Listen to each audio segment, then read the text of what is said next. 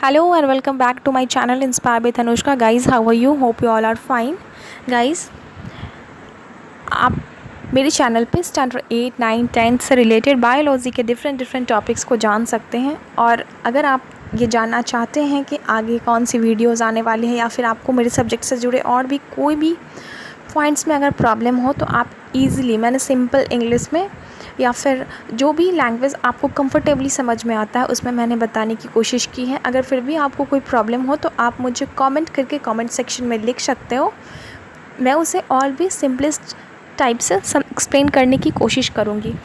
और फ्रेंड्स, जब तक मैं वीडियो स्टार्ट करती हूँ आप प्लीज़ वीडियो के नीचे जो सब्सक्राइब का रेड बटन आपको दिख रहा है उस पर क्लिक करें, बेल आइकॉन क्लिक करें एंड मेरे चैनल को सब्सक्राइब कर लें ताकि आप लेटेस्ट आने वाली वीडियोज़ को फॉलो कर सकें।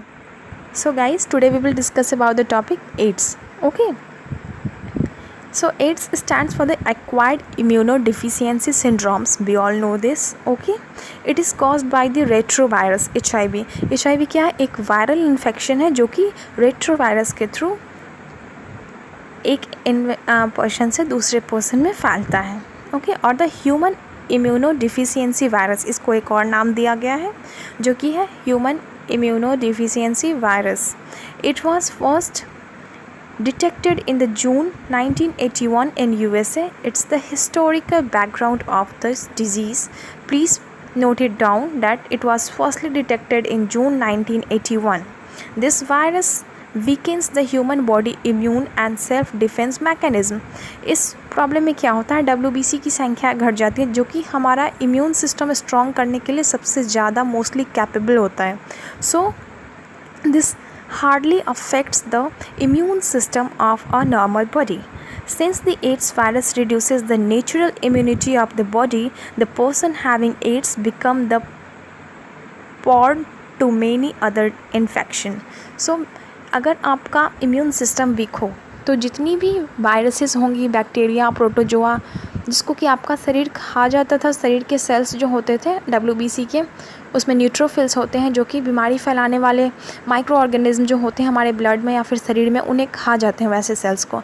लेकिन अगर आपको एड्स हो गया है या फिर एक्वायर्ड इम्यूनोडिफिशियंसी सिंड्रोम्स की बीमारी है, ह्यूमन इम्यूनोडिफिशियंसी वायरस आपके में है अगर, तो फिर क्या होगा, आपका इम्यून सिस्टम वीक हो जाएगा, आपका WBC में न्यूट्रोफिल्स की संख्या बहुत घट जाएंगी जो कि नहीं लड़ पाएगा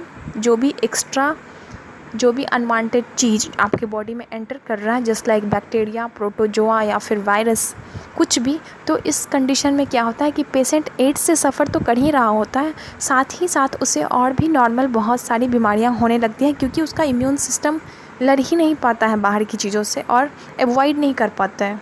सो this is the main problem and main issue of AIDS. Okay, so let us discuss the mode of transmission, that how the AIDS transmit. It transmit through the sexual contact with an infected person carrying AIDS virus. So it is a sexually transmitting diseases. We all know this. Okay, nowadays so many awareness program and different type of campaigns are being taken or being organized by the some of the health concerned persons just to spread the knowledge about the AIDS because it is sexually transmitted disease.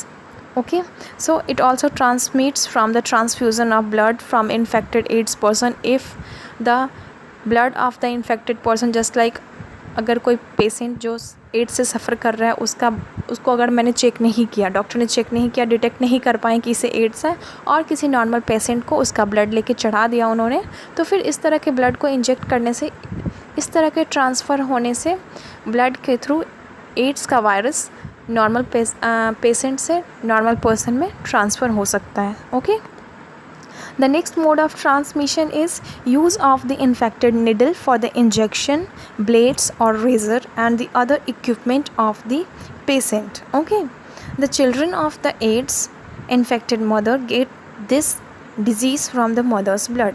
माँ के खून से भी बच्चों में, अगर महिला pregnant है और सफ़र है एड्स से, तो फिर ये माँ के ब्लड के थ्रू बच्चे में भी हो सकता है. सो अगर आप प्रेग्नेंट हो तो सबसे पहले HIV एड्स की जांच करवा लो और जिस समय पता चल जाएगा फिर डॉक्टर उसी के थ्रू प्रिस्क्रिप्शन देते हैं या फिर मेडिसिन्स देते हैं और उस समय आपके बच्चों को बचाया जा सकता है। लेकिन अगर पता नहीं चलता है और वो फिर एड्स से ग्रसित हो जाते हैं और फिर उन्हें अगर उनका ट्रीटमेंट सही से नहीं हो पाता है तो they will hardly live, because from the childhood time they become infected from some many different type of diseases and different type of viruses, bacteria and protozoa, because the immune system in the childhood time is very weak.